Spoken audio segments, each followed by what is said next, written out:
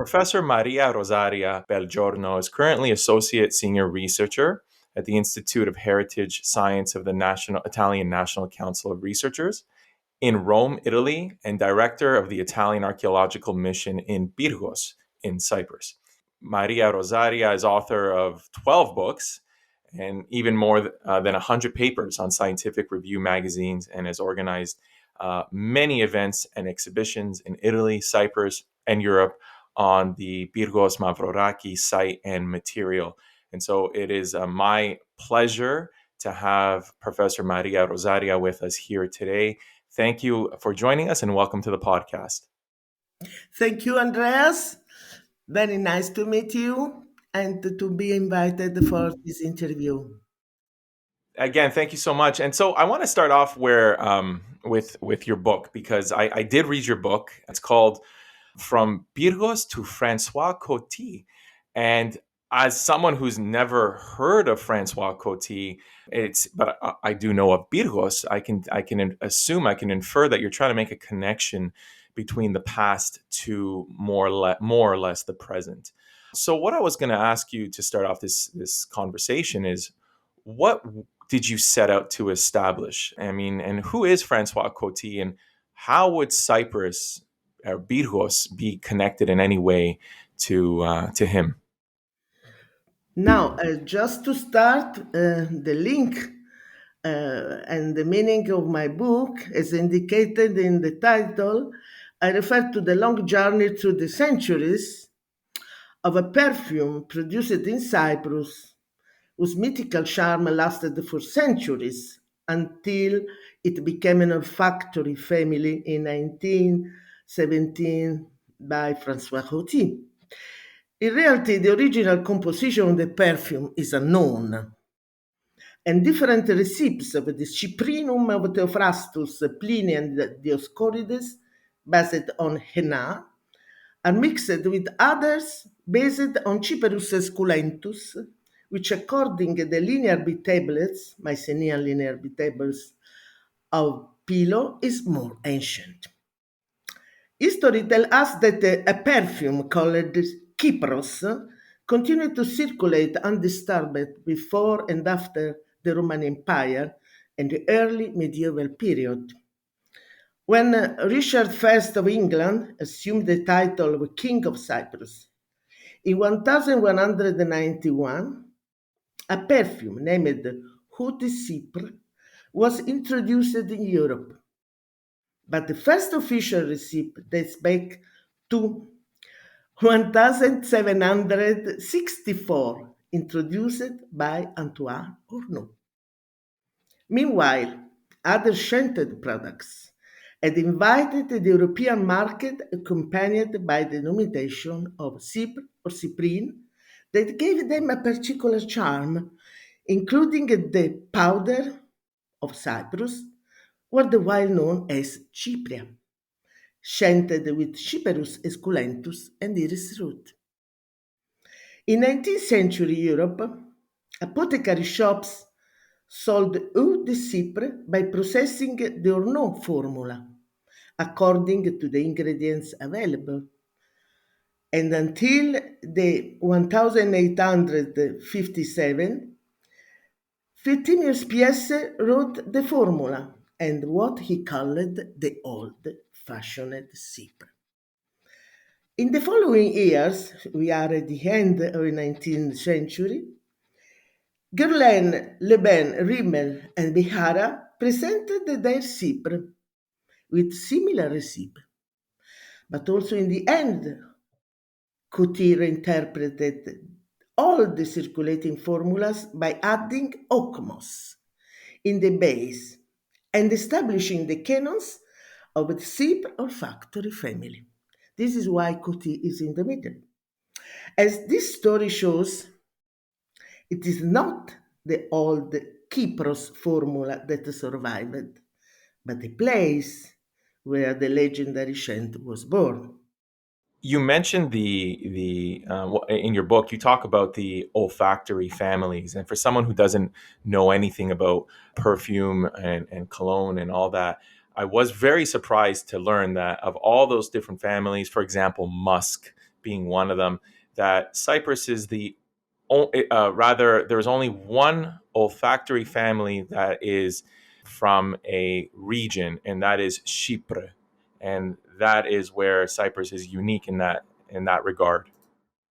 It's something different because now all the perfumes belong to one different olfactory family today, including Cypre, which conserved its position of olfactory family also when Fragonard reduced the number from 10 to 7.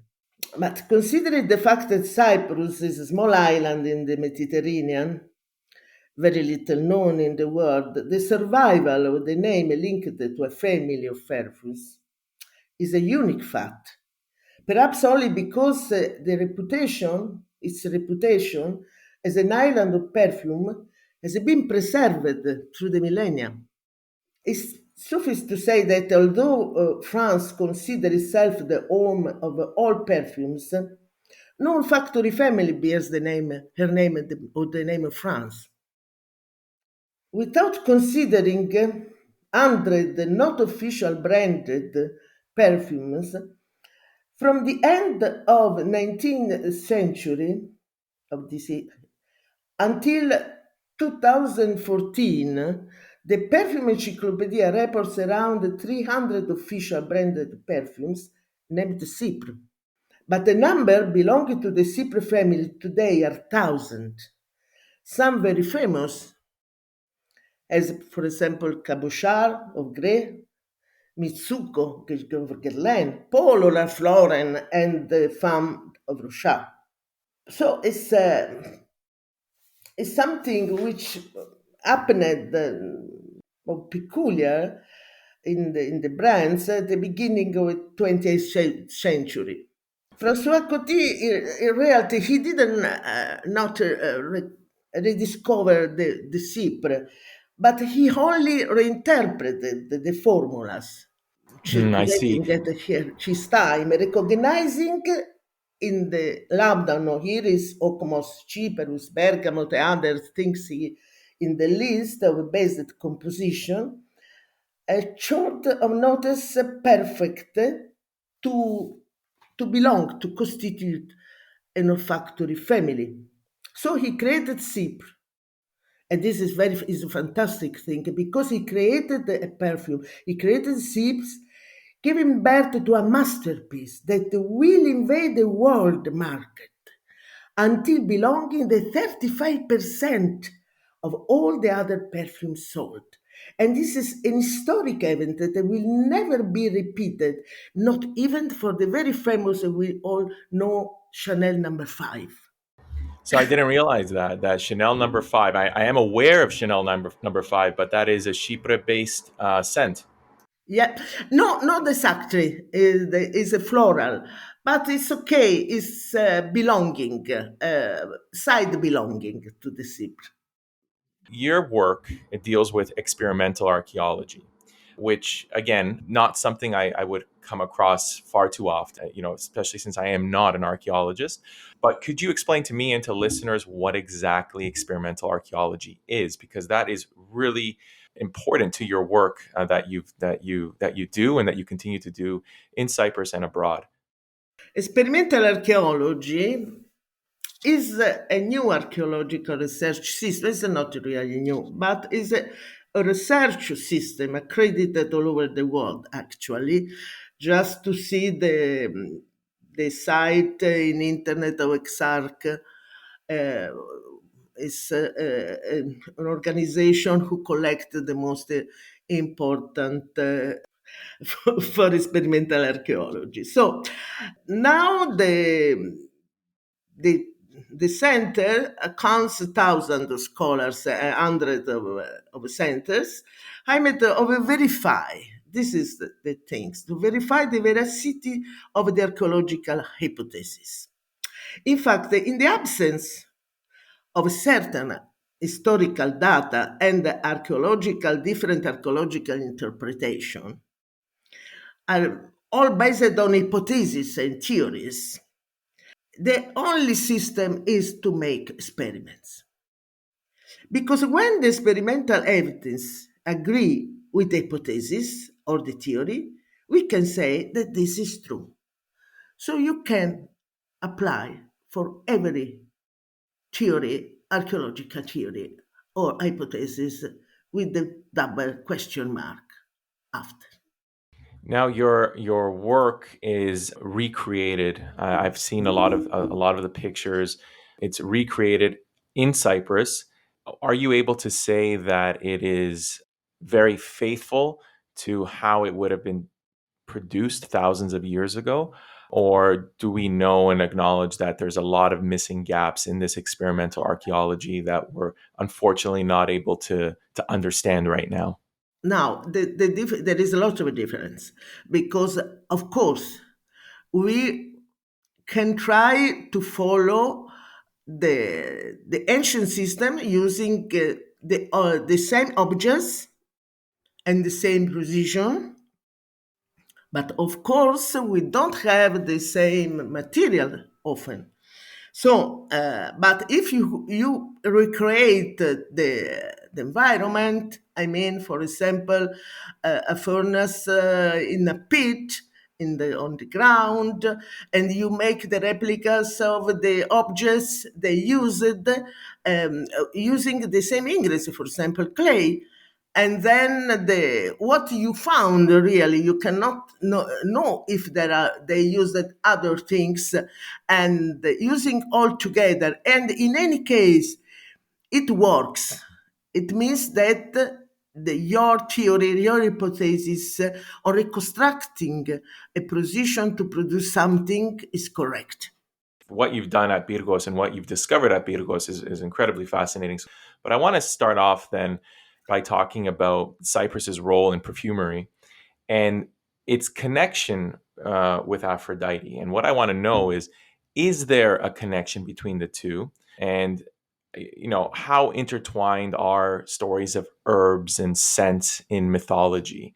It's very tempting to want to say that, well, of course, perfume is so important in Cyprus because it is the birthplace of Aphrodite, the goddess of love, and it makes sense that the two are so intertwined. Is it too much to hope that that's the case, or could we say there is a direct connection between the goddess of love and perfumery in ancient Cyprus?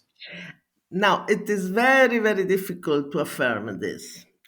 You have to think that the connection between Cyprus, Aphrodite, and the perfume belongs and was sanctioned by Hesiod in 8th century BC, and not before. So regarding this, regarding Hesiod, we have two possibilities. Is likely that Hesiod invented everything? Or there was already a reputation for it, based mostly on the trade in spices and cosmetics? This is the question. So, after all, a female deity similar to Aphrodite was already circulating and venerated throughout the Mediterranean, everywhere, albeit with different names, of course, when we have the names, not in Cyprus. We have no other data that can assign to the character of the goddess Aphrodite the sanctuary of Kuklia, very famous sanctuary, and belonging to the end of the second millennium BC, which only after a century became the pilgrimage destination, which recorded on the writers on the history.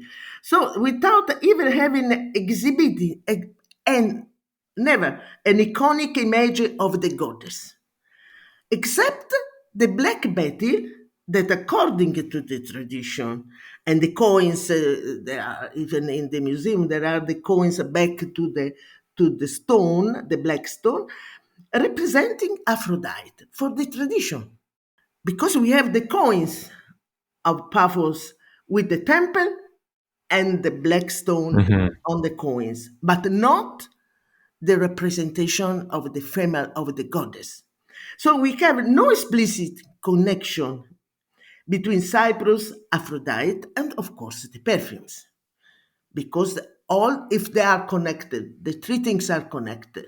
And if you take out one, the other two are not connected.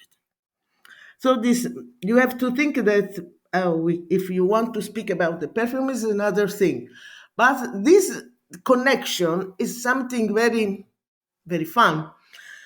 Even in Cyprus, it's very difficult to find a sculpture of the goddess. There is one, but it's not.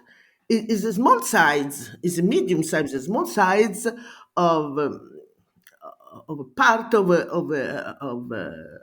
statues, figurines in marble. And they use, of course, we know everybody knows very well, but there are not a production of the goddess or imagining of the goddess. And this is significant. So what the goddess they used to venerate, and look, I am using the verb venerate, which is the Latin name of Aphrodite. It means, the action to to ask something to a goddess. There is a black stone, remain the black stone for centuries and centuries. So if we want to call that stone Aphrodite, it's different from the Aphrodite we know from Greece, Sicily, Italy, and so on. That is really different. Now, speaking of Latin, because you just said venere, to venerate, from Venus. The very word perfume comes from Latin as well, perfumum, which signifies to smoke, would imply a religious element. So what is the significance of perfume, and especially in antiquity? Could we assume that it is mostly a religious, or at least originally it could have been a religious element to perfume? Now, because the perfumum is a Latin late word, and everybody knows that it means perfume. But before the Roman period, the perfume had a different name. For example, in the Mycenaean linear bead tables, so we are at the end of second millennium BC, we found another word. We found the word tu-we-ha for perfume. And we found the arepa for ointment, perfume, ointment. So completely different. After, we have to arrive in the Attic period, Greek period, we found the word myr, M-Y-R. And that is not far from the current Greek myrodia. Myrodia, sorry for the accent. Certainly, the word has connection with the myrrh, the well-known perfumed resin, but it is still debating which of the two derives its name from the other. So they are still discussing. The result is that many fragrant plants recorded normally have myrrh as a suffix, meaning perfume. But considering the importance that perfume have had in all religions, I examined the composition of the word myrrh according to the Bible and the Hebrew alphabet, advancing the hypothesis that the word is composed of three Hebrew letters. Mem, M, meaning the hidden. Yod, meaning the creation. And Ra, meaning the creator. So, just is my opinion.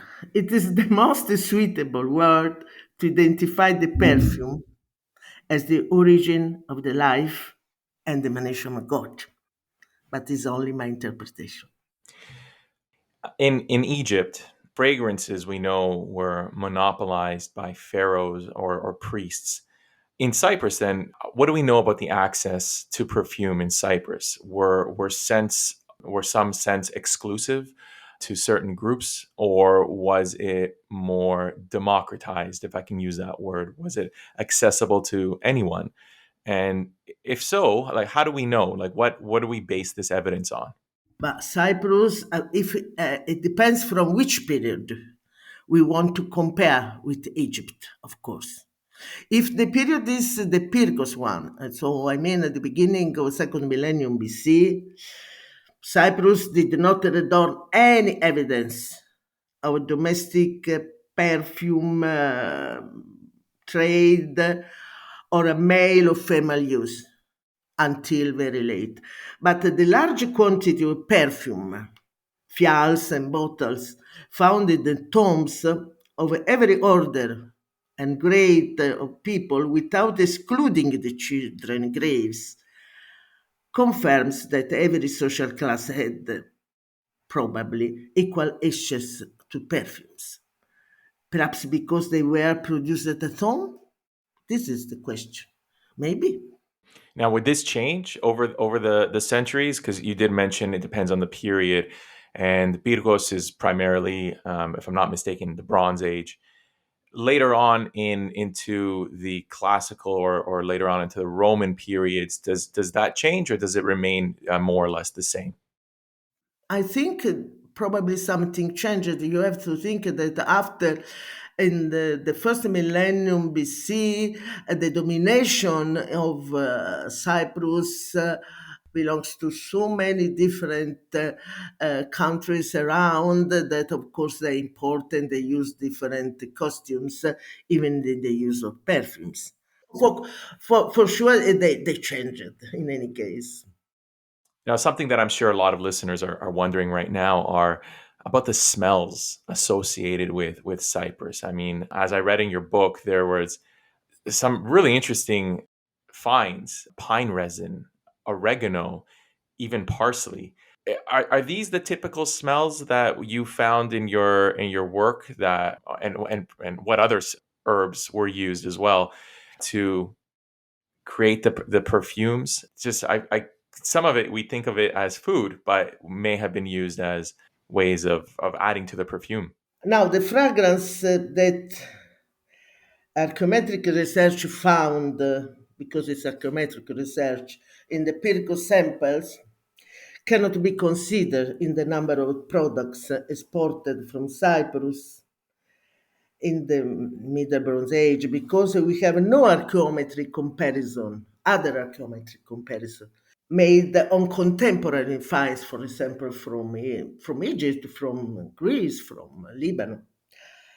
While for the latter periods, and this is the difference, we have the receipts of very later periods of Theophrastus, Pliny, and Dioscorides, which confirm the survival of Cyprus as a place, look, as a place that produced and exported perfumes.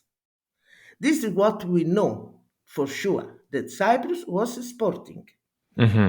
From these records, we can say that most were green plants because they make the list of the plants. So generally green plants, such as, for example, pine, marjoram, coriander, rosemary, and these are, but not what we found in Pyrgos is something you cannot put together. I mean, what I remind when we made the analysis is that we used to find generally, more frequently, the pine together with something else, turpentine with something else. But the base was that. And the other things, probably the oil of pine turpentine was the vehiculant, I mean the carrier of the other. It's just an hypothesis, but we never found a receipt, even because you cannot speak about a receipt if you don't have a written record, or you can have a comparison with another archaeometry analysis made on a similar object, perhaps even from Cyprus, of the same period, and you find the same things. This did not happen. We don't have anything like that.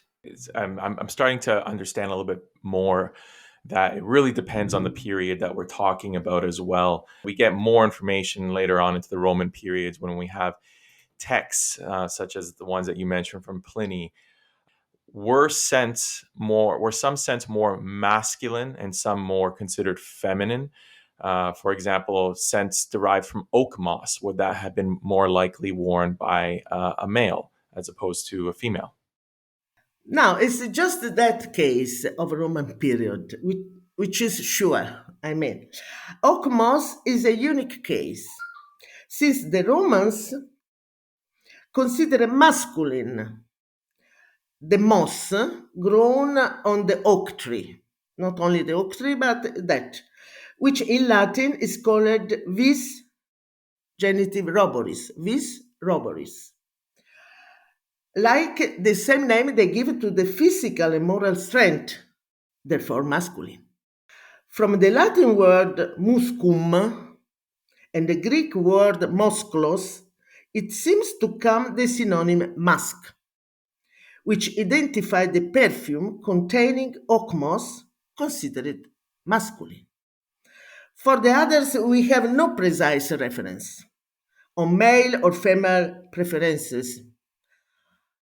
We can only suppose that the most expensive perfumes were a prerogative of the rich and exhibited of a status symbol in precious containers.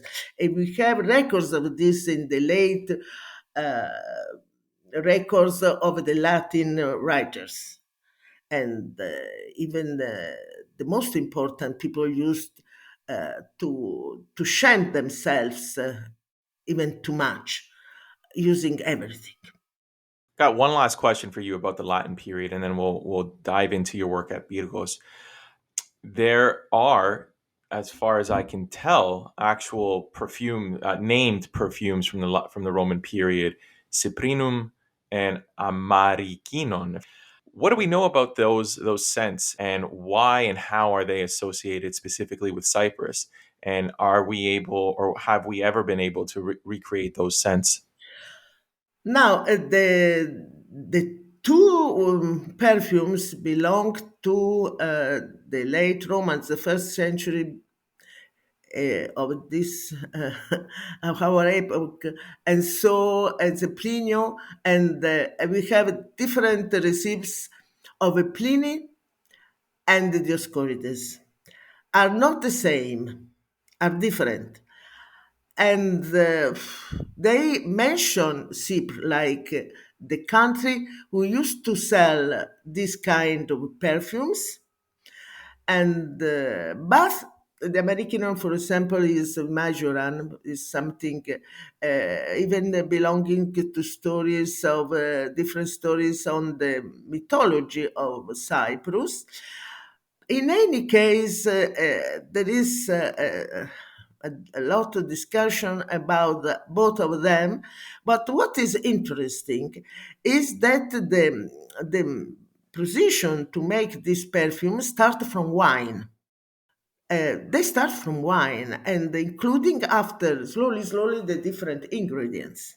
And this is interesting and moving to different interpretation also about what we found in Pyrgos. Because in Pyrgos, we found in the room, as the large room of the olive press, half was had the perfumery, the 14 pits full of the small jugs with the olive oil and other kind of plants inside. But we found the alambics, but nearby the alambics, we found also an enormous jar, characteristic jar for wine, and uh, and around a lot of grapes seeds everywhere. So from the Wow. beginning, we question if they used wine to make the perfume or to mix or even to prepare something, for example, maceration, and then make the distillation all together. In this case, we can obtain something very light, eau de cologne, so something which has some alcohol inside, and is more simple to make a perfume, obtain perfume using wine and distillation with herbs than making essential oils. Because essential oils is a very difficult and very peculiar to make. You cannot make because to have few millimeters of essential oils, you have to employ tens of kilos of the plants, and you don't. We did not find such kind of large, enormous devices to work this. But if you wants to obtain something which is in the middle of a perfumed water and the ointments, perfumed ointments, maybe it's possible, and I am making some experiments to use the wine, and we found the recipes and the formula with the wine in the text of Dioscorides. So could we say? I mean, I know perfume and cologne nowadays most often they have like an alcohol base. Um, could we say with confidence that the original perfumes from Pyrgos, which we are going to talk about in a second, would have always had an alcohol base, as you sort of alluded to with reference to wine? Alcohol you cannot check, of course, uh, even after 4,000 years. But maybe yes, because alcohol even today, you have to look at the system of today's system to obtain, to exploit aroma. So is the ingredients is something we can use to take the terpenes, the fats part of the aroma of the plants, of the smell, perfumes, and to extract that. And you don't need a lot of quantity of essential oils to make a perfume. It's just one drop, but you cannot check at the time the essential oils, because it's are very thin drops, but you can take such thin drops using alcohol, using wine. So the wine transfer take out the essential oils from the plant, even two, three together, and you obtain, of course, a light liquid, including this part, a very teeny part of essential oils, but you have the perfume. This is the difference. So we don't know exactly. And this is why now is interesting and important to use experimental archaeology. Now, speaking of which, I want to shift gears now to the incredible work that you did at Pyrgos. And so, for those listening, Pyrgos is a small little village in the eparchia, the province, I suppose, of Limassol, just outside of the city. It is there that you first came across this perfumery, for a lack of a better word. But you actually called the discovery of the Pyrgos complex, before we talk about what was there, you called it multidisciplinary. You used archaeometry, paleobotany, archaeological research. So I just want to start off by asking what went into this excavatory work? How and why was it necessary to involve all these different disciplines in the excavation? The excavation of Pyrgos revealed from the beginning the presence of anomalies is visible. Compared to other sites just excavated, whose structures and architecture mainly concerned the houses, village houses.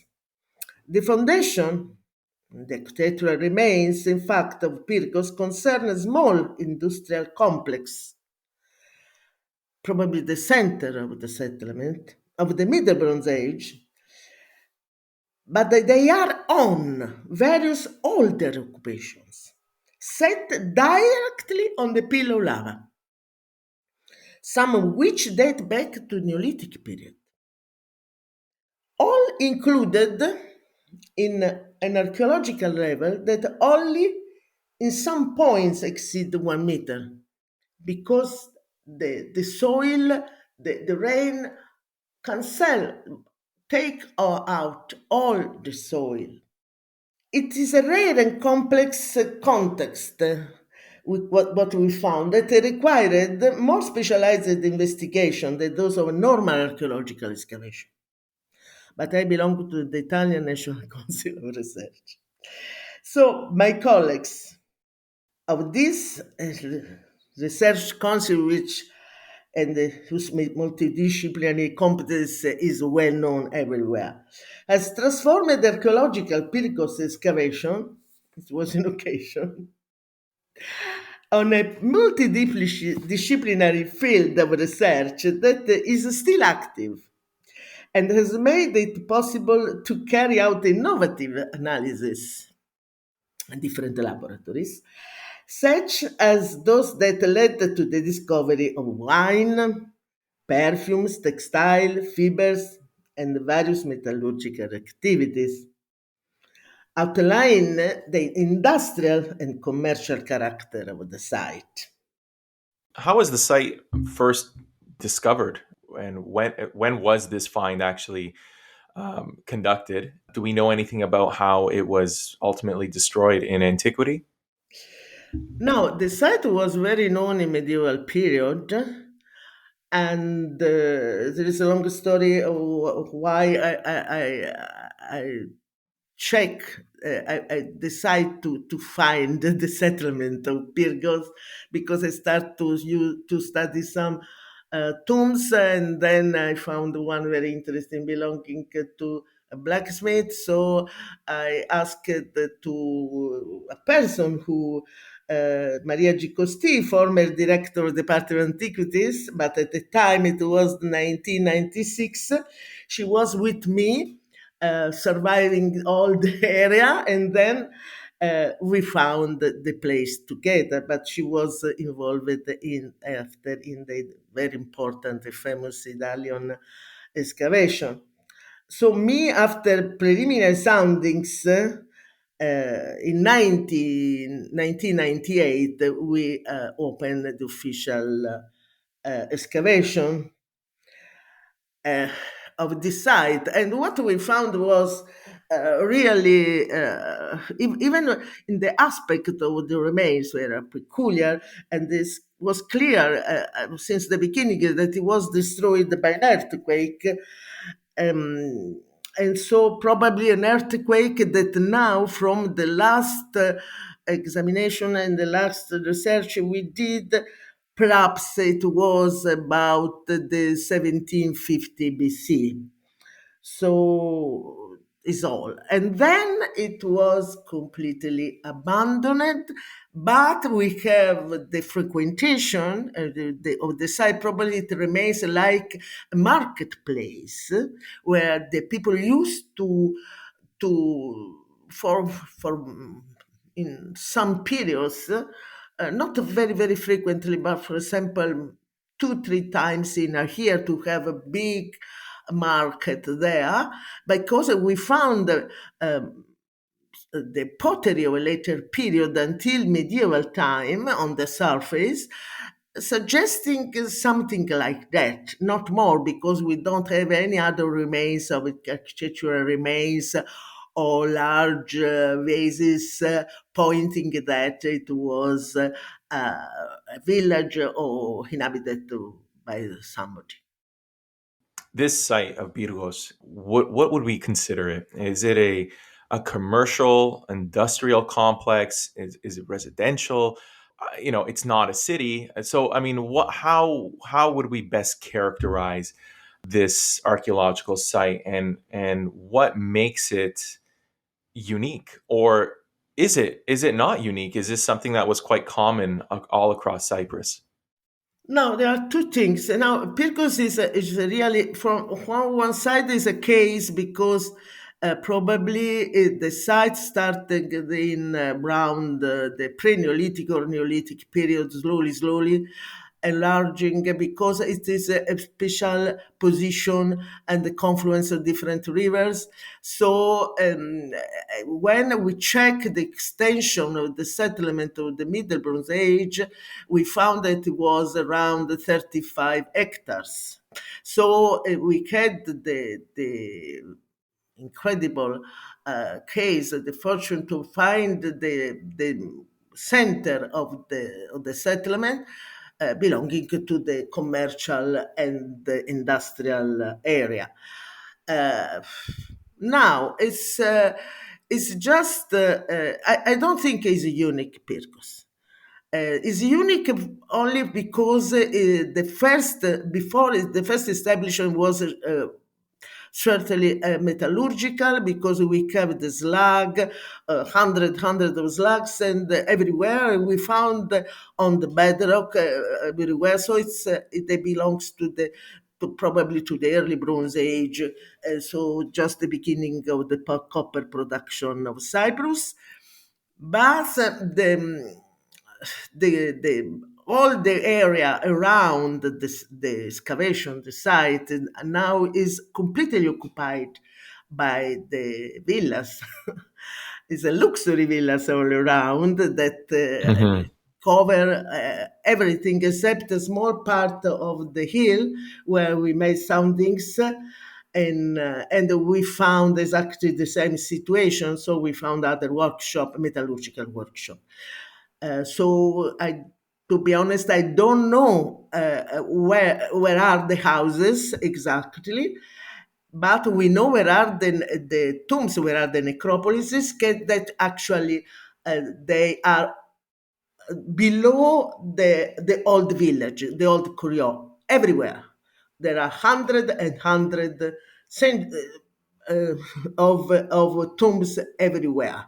Where there is the old Curio, and going probably arriving on the road to Moni, and where they found a lot in the past, a lot of Roman cipi with the description of the people at other tombs. So you can imagine the extension of the tombs, the necropolises around. Yeah, you mentioned with this find. This is going to circle back to something you said earlier. There was metallurgical workshops when this site was first published. They really talked a lot about its significance in perfumery, but I was very surprised later to learn that it wasn't just perfumes that they were producing on this site. We had cosmetics, bronze making, jewels. You mentioned textiles. So with all that being said, this sounds like it was an incredibly important site to the region, and it's just incredible that something like this was in our backyard, so to speak, and it's so important to, I would assume, trade, because Cyprus is celebrated for its copper, but can we use this find to say that there was so much more than just copper that Cyprus was involved with in antiquity? Now, for sure, Pyrgos, you have to think of Pyrgos as a modern souk, Oriental souk, where if you go there, you find people producing and selling everything around. And it was established on a large metallurgical area, and then occupied in the Middle Bronze Age by other workshops of different things, and the luxury everywhere. There are luxury items producing it. And so for example, the textiles, the different colored textiles. And probably Cyprus, we know that Cyprus, for example, in the Renaissance, they used to sell a lot of similar things in Europe. For example, the Lefkara laces, jewels, and if we have reports very important reports like Leonardo da Vinci and so on, perfumes, cyprian, medicine, and many other things, and copper, of course.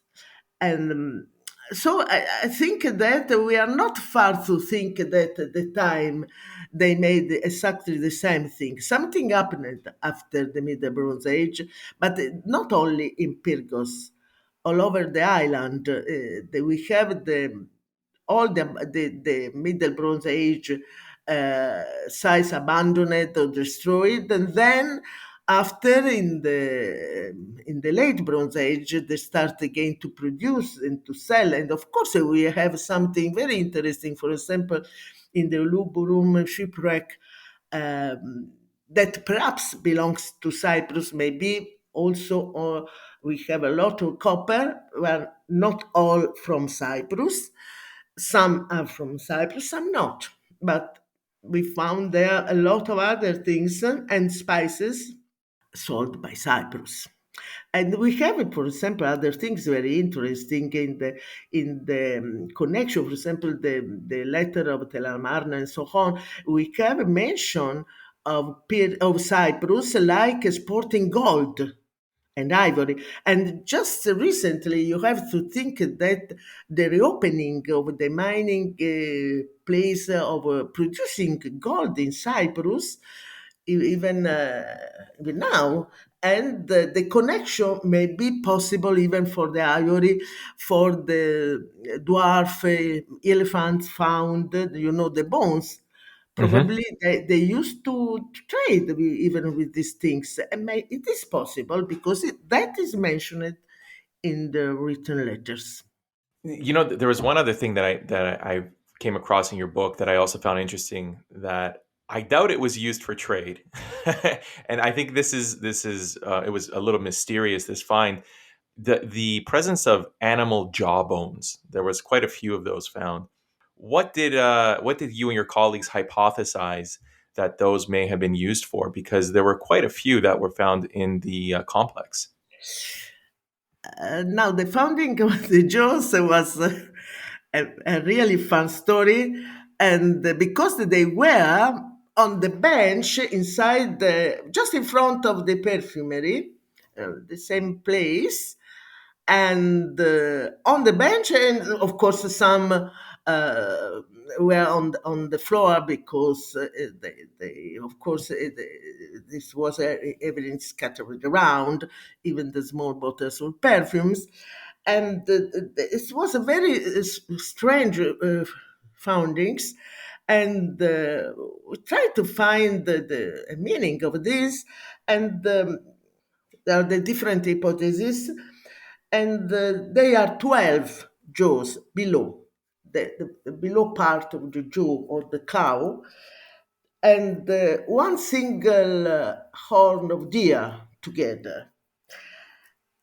The most probably of the different hypotheses is they were musical percussion instruments, as there is the strictly comparison with the actual cuyadas, which are the rattles, is a musical instrument, very famous, played with a deer horn.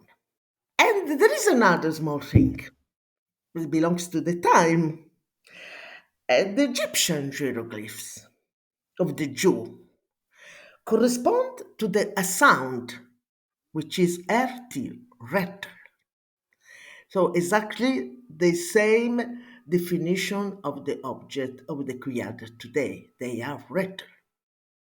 So can you imagine if they are rattles? They belongs to a sort of entertainment of the people, uh, probably waiting the perfume, something like that, and playing sound in different manner, including criadas, because we don't know if they use other things, for example, reeds, like to make a different kind of music.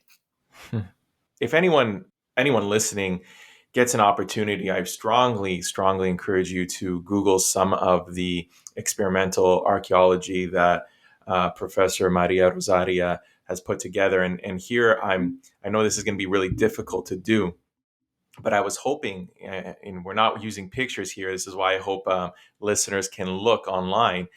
Is there any possibility you can explain how this process of distilling the scents worked? Because I noticed that there were very peculiar pots, terracotta pots, that were placed into pits, and then another pot would be placed on top, and there was a spout that led to yet another pot. And so that leads me to wonder, as someone who is not an expert, what is it that we see happening here? Presumably this is distillation, and there was very peculiar designs even on some of these terracotta pots. One spout looks like it has a rope etched into the spout, and it makes me wonder, what is the significance of some of these designs? So is there any way, as difficult as it might be, to describe how this process of distilling the perfumes was done?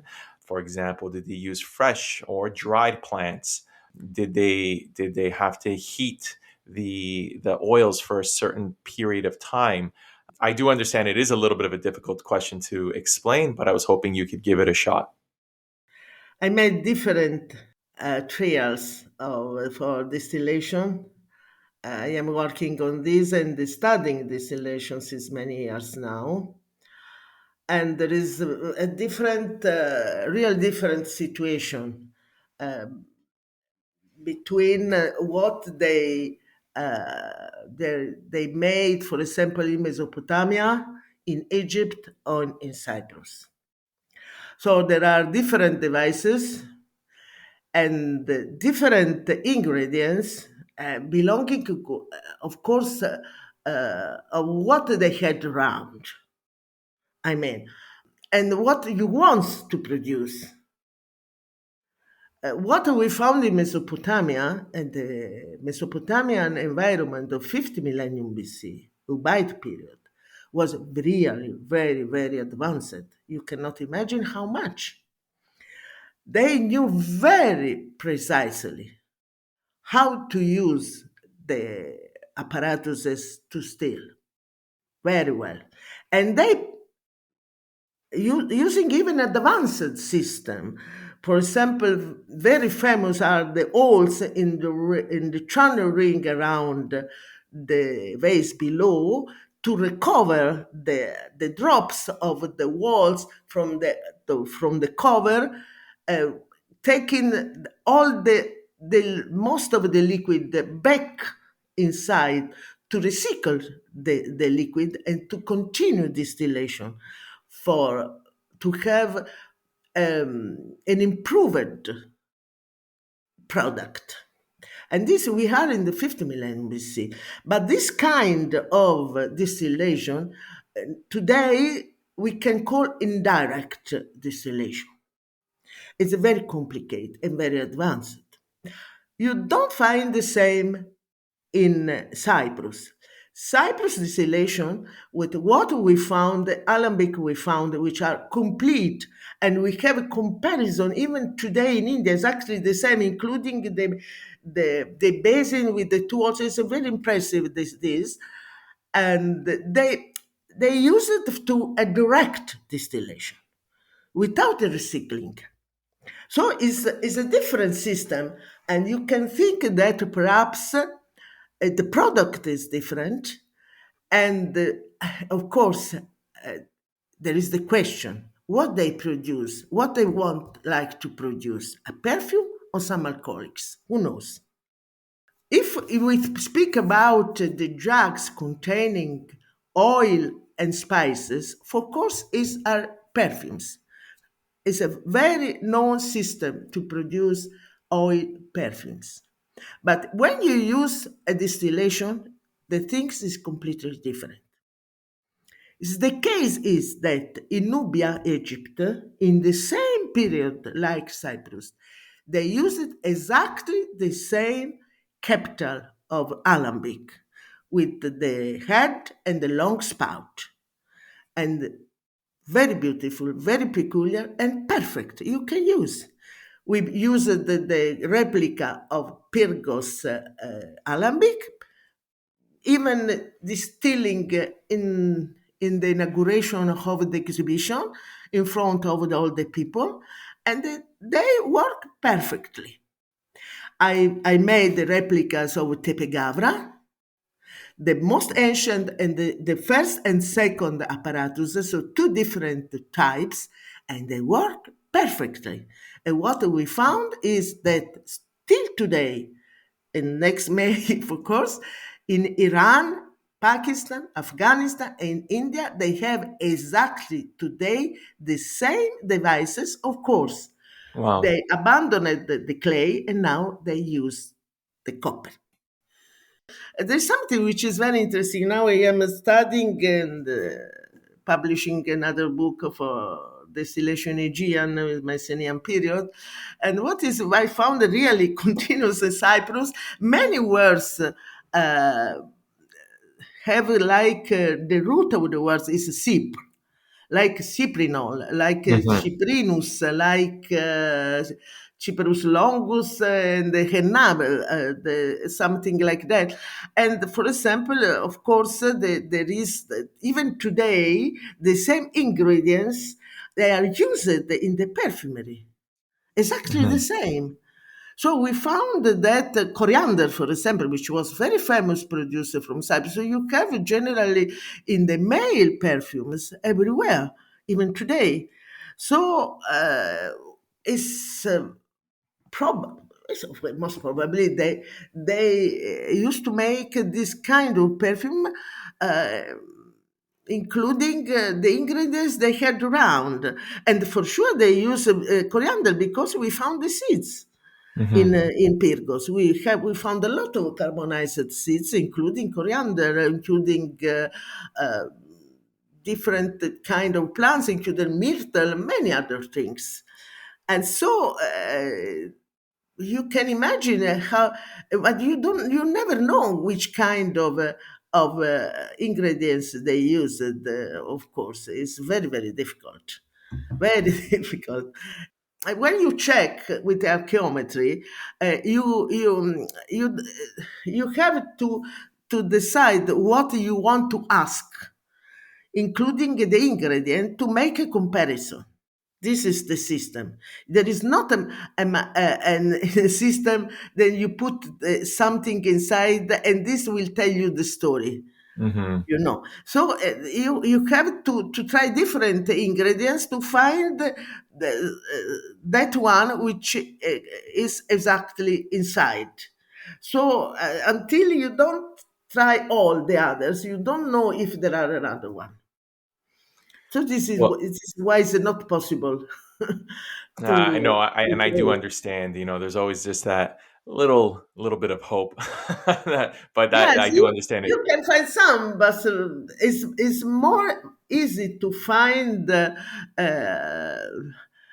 some suggestion, because there are suggestions from all the other things around the pollens, for example, other things, to have a general idea of what they do, what they did, and but this for sure were green plants. This is for sure. We never found a flower. So it's a peculiar thing, a peculiar perfume, very similar to Cypre. Well, Maria Rosaria, it has been a pleasure. Thank you so much for coming on to the History of Cyprus podcast and sharing with listeners some of the work that you have been doing and continue to work on. And again, I'm very, very grateful for your time. Thank you, Andreas. Okay, take care. Thank you so much. Have a great evening. Bye. Bye. Bye.